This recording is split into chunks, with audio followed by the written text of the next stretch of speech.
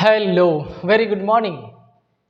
आज हम order ranking का करने वाले हैं फाइनल, यानी कि कंप्लीट कर देंगे इस चैप्टर को। थर्ड पार्ट अपन पढ़ रहे हैं इसमें। इसमें बस बच रहा है आपका एक तो एग्जैक्टली मिडल का कॉन्सेप्ट, 5 to 7 मिनट उसमें लगेगा। फिर एक इंटरचेंज और एक्सचेंज कई बार पूछा जाता है। उसके बाद मैंने सी सेट में पूछे गए कुछ प्रीवियस ईयर्स के क्वेश्चन लिए हैं एंड फिर ऑर्डर बेस्ड हो जाएगा। तो प्रोबेबली 30 to 35 मिनट में ये सेशन हमारा खत्म होने वाला है। उसके बाद सी सेट 2018 का जो सेशन आएगा, सी सेट 18 का जो सेशन आएगा वो कल आ जाएगा, कल अपन पढ़ेंगे उसमें। और उसके बाद मैंने आपको बताया था पैसेज वाली शुरुआत कर लेंगे।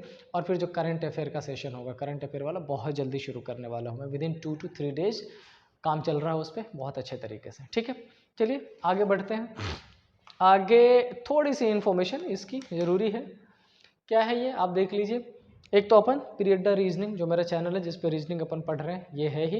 ये मैंने बाद में शुरू किया, पहले कौन था, सिर्फ था पीरियड द का। और उस पर क्या चलता था, रीजनिंग भी, साथ में बायोलॉजी भी और पॉडकास्ट भी। तो मैंने इसको सिर्फ पॉडकास्ट के लिए बना दिया। आप में से कोई भी अगर टीचर्स के लाइफ के बारे में कुछ जानना चाहते हो, उनके स्ट्रगल के बारे में कुछ समझना चाहते हो, बिल्कुल जाइए पीरियड द पे, सब्सक्राइब करें, शेयर करें और थोड़ा बहुत लाइक भी करें। उसके बाद ये है पीरियड द 9th और 10th, जो बायोलॉजी पढ़ाता हूँ मैं। बायोलॉजी का सेक्शन मैंने इसके लिए सेपरेट चैनल ही कर दिया है।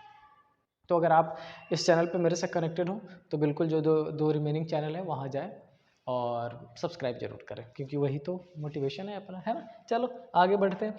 अच्छा, आगे अपने को जो देखना है वो सबसे इम्पॉर्टेंट क्या देखना है, सबसे इम्पॉर्टेंट एग्जैक्टली मिडिल है। अब ये होता क्या है, क्या ये बहुत मुश्किल है? नहीं, बहुत मुश्किल नहीं है। अगर बहुत मुश्किल नहीं है तो है क्या, ये तो बताओ। बिल्कुल बताएंगे, समझो।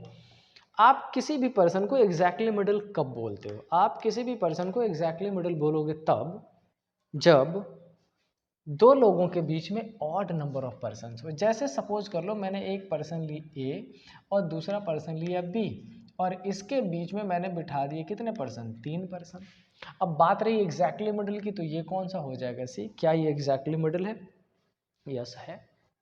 एग्जैक्टली मिडिल का बेसिक मतलब ये हो गया कि जो दो पर्सन मैंने ले रखा है, ए से भी इसकी दूरी उतनी ही होनी चाहिए और बी से भी उसकी दूरी उतनी ही होनी चाहिए। अच्छा, इसके होने के लिए कोई टर्म एंड कंडीशन रिक्वायर्ड है? हाँ बिल्कुल रिक्वायर्ड है। क्या रिक्वायर्ड है बेटा? इसके लिए जो टर्म एंड कंडीशन रिक्वायर्ड है वो है ये कि दो पर्सन के बीच में जो नंबर ऑफ पर्सन होने चाहिए वो ऑलवेज क्या होना चाहिए, ऑड। क्या इसका यूज होने वाला है आगे? यस। अगर किसी दो पर्सन के बीच में number of person even given हो तो आपको पहले ही ध्यान रखना है कि उसमें एग्जैक्टली मिडल अपन फाइंड नहीं कर सकते। समझ आई बात? अगर क्या गिवन हो, इवन नंबर ऑफ पर्सन, तो एग्जैक्टली मिडल फाइंड कर ही नहीं पाओगे। सिंपल सा सपोज लो, इसी क्वेश्चन में मैंने नंबर ऑफ पर्सन कितने कर दिए, 4। अब मैं बोलूँ इस एंड से या इस एंड से एग्जैक्टली मिडल फाइंड करिए, कर पाओगे? नहीं कर पाओगे, प्राइमरी कंडीशन है। ठीक है। अच्छा, इसका यूज कैसे करते हैं या इसको क्वेश्चन में कैसे पूछा जाएगा, अब मैं ये आपको बता देता हूँ। एक बार ध्यान से देखिए इसमें अपन कैसे करने वाले हैं। ठीक है, पहले मैं सपोज कर लो एक क्वेश्चन आपको लिखवा दिया, एक ऐसा मैंने लिखवा दिया कि ये जो एक पर्सन है ए जो पर्सन है एक, इसकी पोजीशन लेफ्ट हैंड से मान लेते हैं 15, और ये जो बी है इसकी पोजीशन राइट हैंड से मान लेते हैं कितनी, 20। डन। अच्छा, और टोटल नंबर ऑफ पर्सन्स की अगर बात करें तो इस पर्टिकुलर रो में जो टोटल नंबर ऑफ पर्सन्स है वो अपन ले लेते हैं कितना, 50। डन। और ये जो सी है ये एग्जैक्टली मिडिल है किसके, इस रो के। एक कंडीशन बनेगा। दूसरा कंडीशन बनेगा एग्जैक्टली मिडिल है किसके, ए एंड बी के। दोनों ही बता देता हूँ एक ही क्वेश्चन में। और अब आपसे पूछा जा सकता है 2 3 4 क्वेश्चन आपसे पूछा जा सकता है कि सी की पोजीशन लेफ्ट से बता दीजिए, सी की पोजीशन राइट से बता दीजिए। आपसे पूछा जा सकता है कि सी की पोजीशन ए के रिस्पेक्ट में बता दीजिए, सी की पोजीशन बी के रिस्पेक्ट में बता दीजिए। समझ रहे हो? इतने पैटर्न्स बन सकते हैं। अब इस क्वेश्चन को एक बार ध्यान से देखो, मैंने इसमें क्या लिखा है, A is on 15th from left, B is on 28 from right and there are total 50 persons in the row। Total हमने कितने पर्सन ले लिए, टोटल बच्चों हमने 50 पर्सन ले लिए। ये रहा 50%। इसमें B की पोजीशन राइट से कितनी है, 20। इस साइड से काउंट करते हुए जब अपन B की पोजीशन पर चलेंगे, ये B, तो इसकी पोजीशन कितनी होनी चाहिए, 20। चलो ठीक है 20। अच्छा, एक ही पोजीशन कितनी 15, जब एक ही पोजीशन काउंट करेंगे तो कितनी होनी चाहिए 15। सबसे पहले क्या करना पड़ेगा एग्जैक्टली मिडिल फाइंड करने के लिए, अरे रे सबसे पहले तो मिडिल फाइंड करना पड़ेगा, चलो कर लेते हैं। अच्छा, ये क्वेश्चन नॉर्मल है या ओवरलैप? नॉर्मल कंडीशन है, क्यों? क्योंकि एक लेफ्ट से चला एक राइट से चला, ओवरलैप नहीं किया, तो मिडिल कैसे फाइंड करोगे? आपको पता है मिडिल फाइंड करने के लिए आपको क्या करना पड़ेगा, आपको करना पड़ेगा 50 में से इन दोनों के एडिशन को सबट्रैक्ट करना पड़ेगा। 35 क्या आ गया 15। क्या ये जो मिडिल है ये ऑड नंबर है? हाँ है सर, है, बिल्कुल है। तो क्या एग्जैक्टली मिडल फाइंड हो जाएगा? बिल्कुल फाइंड हो जाएगा। कैसे, ये देख लो। 15 का मतलब ये है कि आपको यहाँ पर 5 6 7 छोड़ा, तो इधर भी 1 2 3 4 5 6 7 छोड़ा, और ये जो पर्सन है ना ये सी हो जाएगा एग्जैक्टली मिडल। बी और सी के बीच में भी कितने हो गए 7, ए और सी के बीच में भी कितने हो गए 7, और सी की दूरी अगर देखूं तो ए से भी उतनी ही है जितनी बी से है, और ये अपन सॉल्व कर रहे हैं कौन सा pattern, exactly middle between A and B. अच्छा, मैं अगर बीच में ये पूछ लूँ कि क्या रो का एग्जैक्टली मिडिल फाइंड कर सकते थे, आपका तुरंत आंसर आना चाहिए सर नहीं। क्यों? क्योंकि टोटल नंबर ऑफ पर्सन क्या है, इवन नंबर है। इवन में हम रो का एग्जैक्टली मिडिल फाइंड नहीं कर सकते थे, लेकिन ए और बी के बीच में फाइंड कर लिया हमने, ठीक है। अच्छा, अब अगर आपसे पूछा जाए कि सी की पोजीशन बता दो, कहाँ से, ए से सी की पोजीशन फाइंड करें तो सॉरी लेफ्ट कॉर्नर से सी की पोजीशन, तो आप यहाँ से चलते हुए ए तक कितना काउंट कर रहे हो 15, 15 के बाद ये कितना है 15 और 7 22, और ये कितना हो जाएगा 23। मतलब ये कि सी की पोजीशन लेफ्ट से कितनी हो जाएगी 23। अच्छा, अगर यही पूछ लो तो सी की पोजीशन राइट से बता दे, तो राइट से आते हुए 20 और 20 और प्लस 7 27 एंड 1, यानी सी की पोजीशन राइट से कितना हो जाएगा 28। समझ आई बात? कर सकते थे? हाँ कर सकते थे। मुश्किल है क्या? नहीं, बहुत सिंपल है। क्या इसके लिए कोई शॉर्ट ट्रिक है? डायरेक्टली फाइंड कर सकते हैं क्या? इतना बड़ा जो कैलकुलेशन है उस कैलकुलेशन को ना करके क्या कुछ शॉर्ट फॉर्मेट में फाइंड कर सकते हैं? हाँ आप कर सकते हैं। कैसे, अभी बताता हूँ, ये देख लीजिए। आपसे जब कभी एग्जैक्टली मिडिल पूछा जाता हो तो सबसे पहले मिडिल फाइंड कर लीजिए। मिडिल आपने फाइंड कर लिया, कैसे फाइंड कर लिया? Total minus left plus right. अच्छा, क्या अब हमें एग्जैक्टली मिडिल फाइंड करने में ये मिडिल हेल्प करेगा? हाँ, क्या करेगा? Middle +1 divided by 2। मिडिल हमने कितना फाइंड किया था 15, +1 करेंगे 16 डिवाइडेड बाई 2 इक्वल टू क्या हो जाएगा 8। अब इस 8 का यूज क्या करें? अगर सी की पोजीशन लेफ्ट से पूछता हो तो लेफ्ट से जो पोजीशन गिवन है उसमें 8 ऐड कर दीजिए, 15 + 8 23। अगर सी की पोजीशन राइट से पूछता हो तो जो राइट से गिवन है उसमें 8 कर दीजिए, 20 + 8 28। फाइंड कर सकते हैं क्या? बिल्कुल। चलिए नोट डाउन करिए इसको, फिर अपन आगे शुरू करेंगे दूसरा कॉन्सेप्ट, ठीक है। नहीं, दूसरा नहीं, मैं चाहता हूँ कि इस पर बेस्ड एक क्वेश्चन आपको और करा दूँ ताकि आप भूलो नहीं, है ना।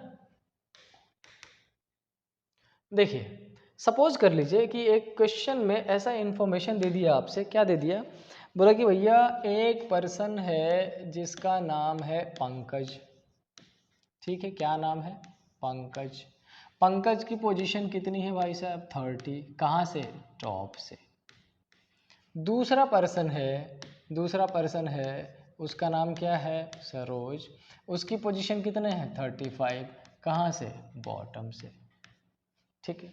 अच्छा, टोटल नंबर ऑफ पर्सन्स कितने हैं जी? टोटल नंबर ऑफ पर्सन इसमें दे देते हैं 80, और ये जो C है ये एग्जैक्टली मिडिल है किसके?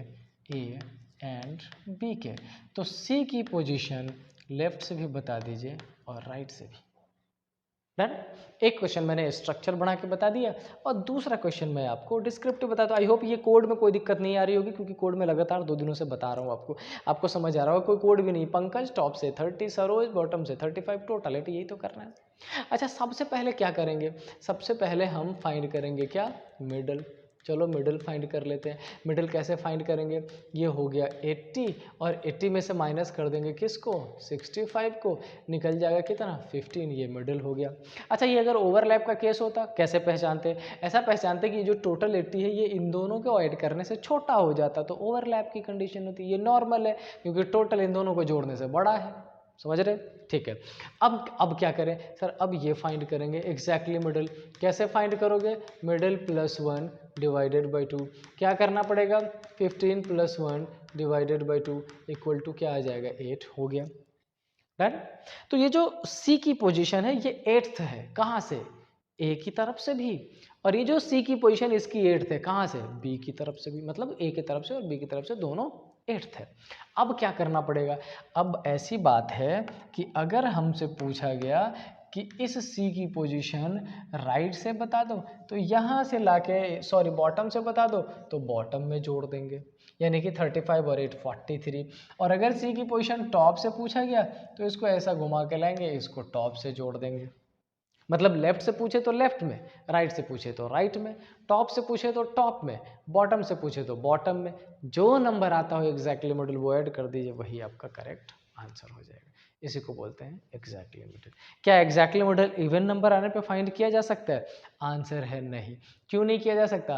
क्योंकि एग्जैक्टली मिडिल तभी होगा जब दोनों तरफ नंबर बराबर हो, और दोनों तरफ नंबर बराबर करने के लिए बीच में एक और पर्सन जब आएगा तो पर्सन कितने हो जाएंगे? ऑड हो जाएंगे। समझ आई बात? यस। चलो अब समझिए एक और कॉन्सेप्ट है, और बहुत इंपॉर्टेंट कॉन्सेप्ट है, और ये क्वेश्चन कई बार पूछा गया है। Interchange exchange. क्वेश्चन कैसा होता है? पहले वो लिखता हूँ, नहीं लिखता नहीं, क्वेश्चन गिवन है, प्रोबेबली टाइम ज़्यादा लगेगा। क्वेश्चन प्रोबेबली मैंने ले रखा है, क्या है वो देख लीजिए। लिखा है क्या? ये जो समीर है उसकी पोजीशन 20 है। कहाँ से? From left. एंड अरुण की पोजीशन 12th है। कहाँ से? From right. And if they interchange their position then Arun ranks become 10th from right. अब समझो, सबसे पहले एक्सचेंज का मतलब समझिए। एक पर्सन ए अपनी पोजीशन पे, दूसरा बी। एक्सचेंज का मतलब ये कि अब ये बी चल के ए पर पहुंच जाएगा और ए चल के किस पे पहुंच जाएगा? बी पर पहुंच जाएगा। ये कन्फिग्रेशन होता है। इसको और इजी वे में समझो। ऐसा मान लो कि ये जो ए है वो इस पोजीशन पर बैठा हुआ था, और ये जो बी है वो इस पोजीशन पर बैठा हुआ था। दोनों ने एक्सचेंज कर लिया। एक्सचेंज में क्या करेगा? ये चल के इस पोजीशन पर पहुंचेगा, और जो बी है हमारा ये चल के इस पोजीशन पर पहुंचेगा। दोनों दूरी बराबर तय करेगा? हाँ सर बराबर करेगा। समझ आई बात? ये एक्सचेंज हो जाता है। अच्छा, इसको सॉल्व करने से पहले मैं एक आपको क्वेश्चन खुद से लिख के करवाता हूँ। इसको समझिए। इसमें मैं दो चीज़ें करने वाला हूँ। सबसे पहले ऐसा मान लीजिए कि ए की पोजीशन लेफ्ट से हो गई 15 और बी की पोजीशन राइट से हो गई कितनी? 20। एंड आफ्टर एक्सचेंज ए की पोजीशन लेफ्ट से हो गई कितनी? 25। दूसरा, ए की पोजीशन लेफ्ट से 15, क्वेश्चन नंबर 2, बी की पोजीशन राइट से 20 और ए की पोजीशन आफ्टर एक्सचेंज लेफ्ट से हो गई 10।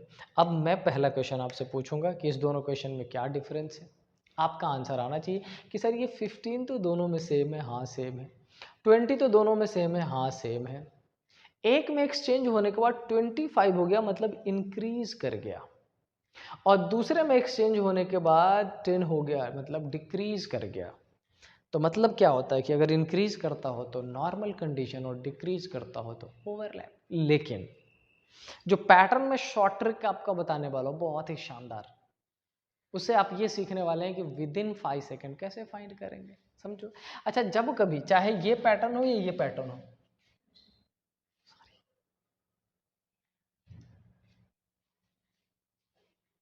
ठीक है, कोई चाहे ये पैटर्न हो या ये पैटर्न हो, दोनों पैटर्न में एक काम आपने करना है। वो क्या करना है?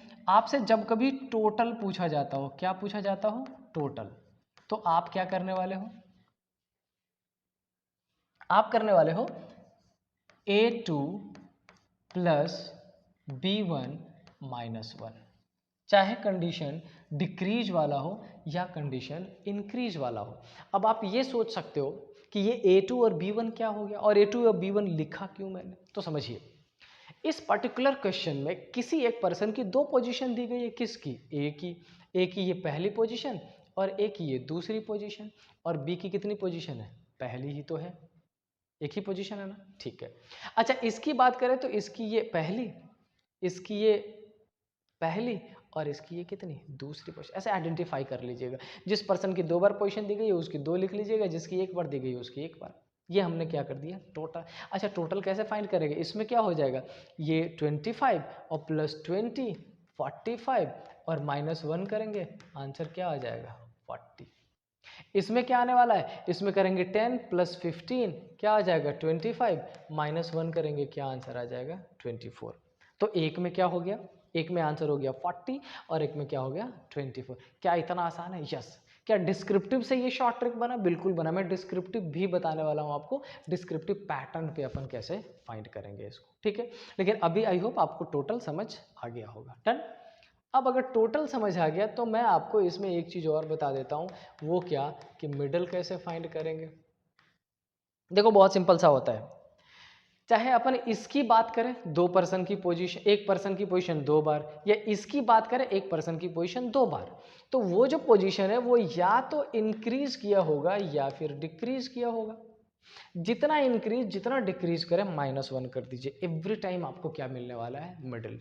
बहुत बड़े पैटर्न के क्वेश्चन का, बाहरी क्वेश्चन का सिंप्लीफाइड सॉल्यूशन दे रहा हूं मैं। इतना सिंपल सॉल्यूशन बहुत मुश्किल है मिलना, हर जगह डिस्क्रिप्शन अवेलेबल है, ये मुश्किल है मिलना। अच्छा इसमें 15 से 25 कितना इंक्रीज कर गया 10, 10 -1 कर देंगे, मिडिल में कितने पर्सन हो जाएंगे 9, क्वेश्चन नंबर 1 में। क्वेश्चन नंबर 2 में 15 से 10 क्या हो गया 5 हो गया, 5 डिक्रीज हो गया, मिडिल फाइंड करेंगे 5 -1 क्या हो जाएगा 4। मतलब ये कि एक कॉन्सेप्ट में 4 आंसर हो जाएगा और दूसरे कॉन्सेप्ट में क्या आंसर हो जाएगा 9। और यही 2 क्वेश्चन आपसे पूछा जाता है, और भी क्वेश्चन बन सकते हैं, ग्रेजुअली अपन चेकआउट करेंगे। समझ आई बात। तो ये आपका बेसिक इस पर्टिकुलर क्वेश्चन को फाइंड करने का। अब बात रही कि ये फॉर्मूला बना कैसे, क्यों ही इस फॉर्मूला को फ्रेम किया गया, क्या इसका कुछ शॉर्ट फॉर्मेट है, बिल्कुल है। आओ नेक्स्ट क्वेश्चन पे बताता हूं मैं इसका शॉर्ट फॉर्मेट आपको। देखिए एक पर्सन की इंफॉर्मेशन दी गई है जिसका नाम है कादिर, और इसकी पोजीशन लेफ्ट से कितनी है 30। दूसरा पर्सन है अर्जुन और इसकी पोजीशन कितनी है 40। देन और इंटरचेंज के बाद जो कादिर है उसकी पोजीशन कितनी होती है 40, 30 से 40 हो गई फ्रॉम राइट एंड। तो find the number of person in the row, total number of person आपको फाइंड करना है। डन।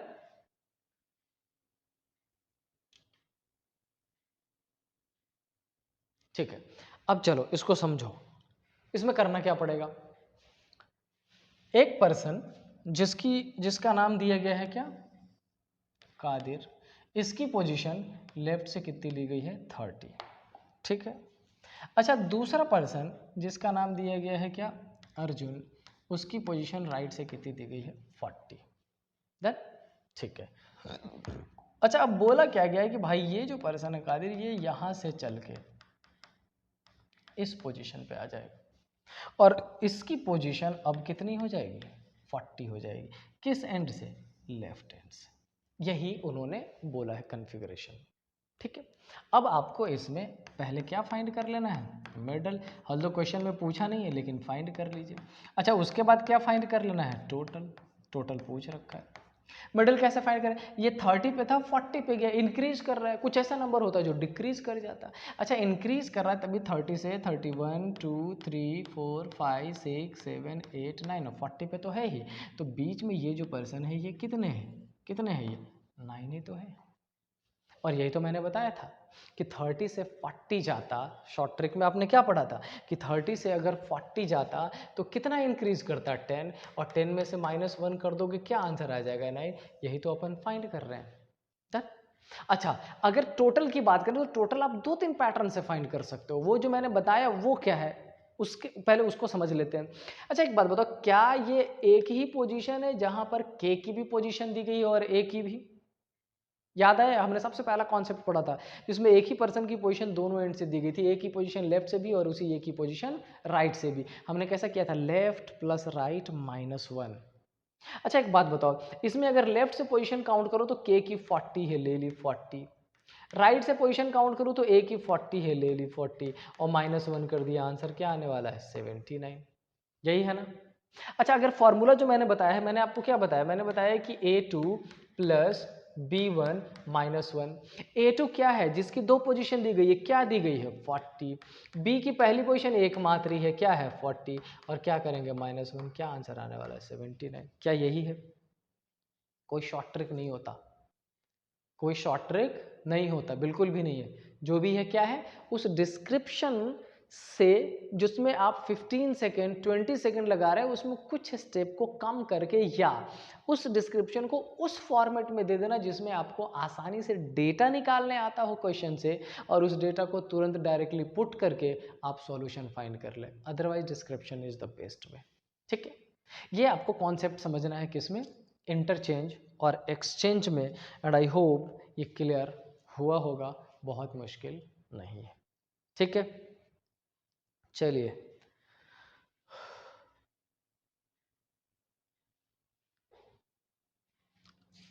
अब इस चैप्टर का एक लास्ट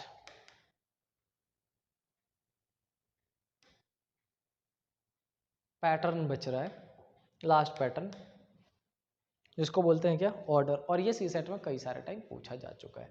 आई होप इस पर थोड़ी सी मेहनत करने की ज़रूरत है। ठीक है, अच्छा समझो, इसमें ना 2-3 चीज़ें ध्यान रखने की होती है। एक जो सबसे इम्पॉर्टेंट, क्वेश्चन में कई बार ना एक वर्ड आपको मिलेगा ओनली, और पता है कई सारे टाइम ये अकेला वर्ड पूरे क्वेश्चन का फ्रेमवर्क तैयार करा देता है, पूरे क्वेश्चन का। जैसे सपोज कर लो, आप ऐसा मान लो कि ये ABCDE and F कितने पर्सन है, 6 पर्सन है, और आपसे क्या बोला जाता हो, A इज टॉलर देन, ये A इज क्या लिखा, टॉलर देन क्या, ओनली B। ये पूछ लिया आपसे, क्या बोला गया कि सर A केवल B से लंबा है। अच्छा, इसका क्या मतलब, A is taller than only B। A अगर केवल B से लंबा है, इसका मतलब A बाकियों से लंबा नहीं है, A बाकियों से छोटा है। समझ रहे हो, तुरंत पोजीशन मिल जाएगा आपको। आपको इसमें से कितने पोजीशंस बनाने पड़ेंगे, आपको इसमें बनाने पड़ेंगे 6, क्योंकि मैंने 6 पर्सन रखे हैं। और बोला गया कि भाई ये जो A है केवल किससे लंबा है, B से लंबा है, मतलब बाकियों से क्या है, छोटा है। बन गया स्ट्रक्चर। यस, कई सारे टाइम मैं कई सारे क्या बोलूँ, मैक्सिमम टाइम क्वेश्चन में ये वर्ड यूज़ किया जाता है, और वो आपका सॉल्यूशन करने में बहुत ज़्यादा हेल्प कराता है। तो आप जब इस सेक्शन में आए, इस वर्ड का जरूर ध्यान रखेंगे। डन, चलो अब देखते हैं क्वेश्चन में क्या पूछा है। Name different weights. इस बार अपन हाइट की बात नहीं की गई है, किसकी बात की गई है, वेट की बात की गई। डन, डीज वेट इज, देखो गिवन है, D's weight is more than only 3 persons.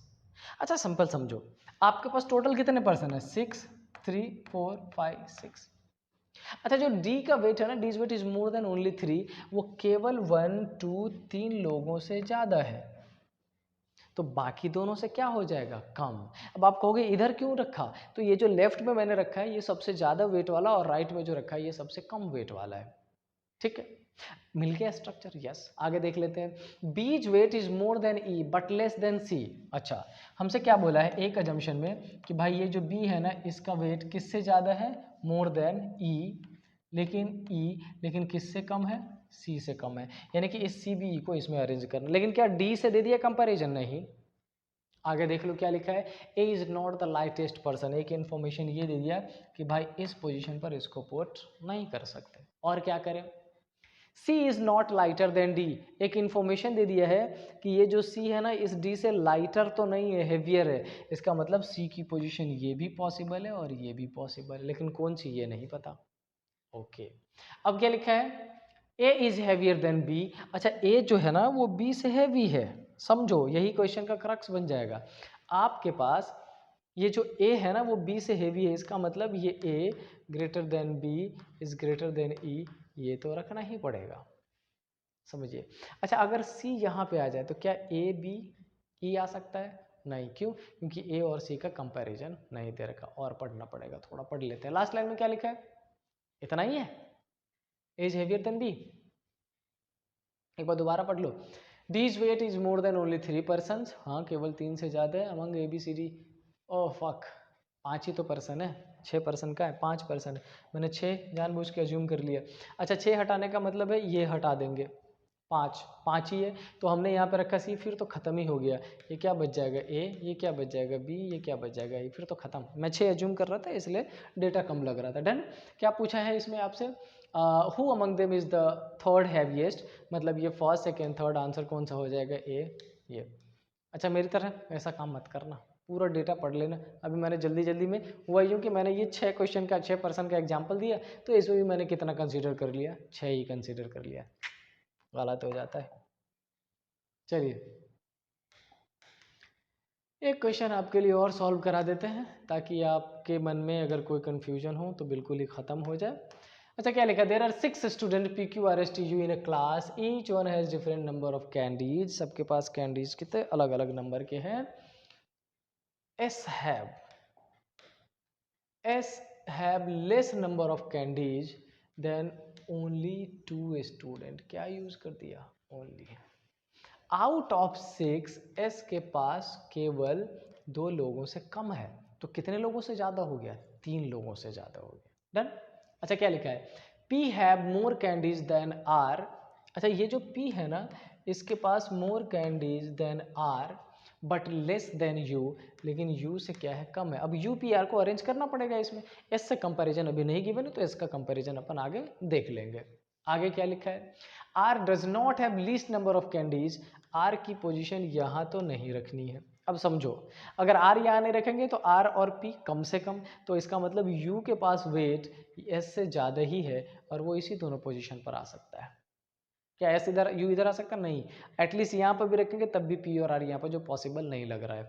आगे क्या लिखा है, S does not have odd number of candies, चलो कोई बात नहीं, इसके पास इवन नंबर दे देंगे। U has less candies than Q, अच्छा यू के पास क्यू से कम है, मतलब एलिमिनेशन दे दिया कि यहाँ पर यू को रख दो, यहाँ पर क्यू को, क्योंकि यहाँ रखते तो किसी से कम नहीं होता। यू के पास लेस है, किससे, क्यू से, less number of than Q. The one who has third lowest number, अब तो ये हो गया ना, तो इसमें पोजिशन अपन पुट कर लीजिए, पुट कर सकते हैं क्या, हाँ, यहाँ पर किसको पुट कर देंगे, आर, यहाँ पर किसको, पी को, एक कौन सा बच गया भाई, टी को पुट कर दीजिए। आपसे क्या पूछा है, the one who has third lowest number of candies have 21, third lowest के पास 21 है। हु अमंग द फॉलोइंग है हाईएस्ट नंबर ऑफ कैंडीज, किसके पास है, क्यू के पास, आंसर कौन सा, ए। इतना सिंपल होता है, लेकिन जब सी सेट की बात करें ना, तो सी सेट में जो क्वेश्चंस का पैटर्न होता है वो इतना सिंप्लीफाइड वे में नहीं होगा, थोड़ा सा डिफरेंट, कई बार स्टोरी बना दिया जाता है उसमें, कई बार डेटा सफिशिएंसी के फॉर्मेट में। प्रोबेबली एक क्वेश्चन है, मैं बताता हूँ आपको, एक क्वेश्चन है, यस, क्या लिखा है समझिए इसको, एक लास्ट क्वेश्चन बस, इसके बाद आज की क्लास खत्म करेंगे। क्या लिखा है, there is a pride of lions and its cubs in a row, the position of eldest lioness from the left side of the row is 9th, left side से कितनी है पोजीशन, 9th किसकी, eldest की। And the position of youngest lions from the right side of the row is 8, youngest की कितनी है, 8। अच्छा मुझे नहीं पता अभी ये नॉर्मल है कि ओवरलैप, लेकिन मैंने पोजीशन पुट कर दिया, आगे देख लीजिए क्या लिखा है, 8। If the new born curve is sitting just in the middle of eldest and youngest, अच्छा एक न्यू है जो इन दोनों के जस्ट मिडिल में है, मतलब यहाँ पर पर्सन कितने वो पता करना पड़ेगा, let's see, youngest. And the position of curve from the left side of the row is 15th, और लेफ्ट से इसकी पोजीशन कितनी है, 15, दे दिया ना इन्फॉर्मेशन। अच्छा एक बात बताओ, यहाँ तक 9, यहाँ तक पहुँचते हुए 15, तो 9 के बाद 10, 11, 12, 13, 14, 15, बीच में कितने आ गए, 5, तो यहाँ पर भी कितने रखने पड़ेंगे, 5, हो गया खत्म। क्वेश्चन क्या पूछा है, find the total number of lines in the row, यहाँ तक आ गया 9, यहाँ तक आ गया 8, और बीच में कितना हो गया, 5, 5 + 10 ये 11, तो 11 9 20, और 8 क्या हो जाएगा, 28। सो करेक्ट आंसर क्या हो जाएगा, 28। समझ आए, तो ये आपका रहा टोटल ऑर्डर रैंकिंग, जिसको हमने छोटे छोटे 3 डिफरेंट क्लास में 45 मिनट्स में कंप्लीट कर लिया है। अब कल हम करने वाले हैं सी सेट का, लेकिन तब तक एक पीडीएफ में डालूंगा जो ऑर्डर रैंकिंग से रिलेटेड होगा, प्रीवियस ईयर के पूछे गए सारे क्वेश्चन उसमें आपको मिलेंगे। आपसे ये रिक्वेस्ट है कि आप उस प्रीवियस ईयर के जो भी पार्ट है उन सब का सॉल्यूशन कर लें और अच्छे से कर लें, ठीक है। चलिए उसके बाद जब सी सेट 2018 कल करा दूंगा, फिर कोशिश होगी मेरी कि जो प्रीवियस ईयर है वो हमने जितना टारगेट रखा था वो हमने कंप्लीट कर लिया है। अगर आप चाहोगे तो और बैक जा सकते हैं 2012 तक, लेकिन आई डोंट थिंक उतना जाने की ज़रूरत है। अभी का जो रिसेंट में जो अलग अलग इंस्टीट्यूशंस अलग अलग सेट निकाल रहे हैं उसको सॉल्व करिए। अब अपन काम करना शुरू करेंगे पैसेज पे और करंट अफेयर पे, वो इंपॉर्टेंट है, उस पर काम करना शुरू। ठीक है, टिल देन फिट रहे, अच्छे से खाते रहे और पानी जरूर पीते रहे। ठीक है, सो स्टे हैप्पी, जय हिंद।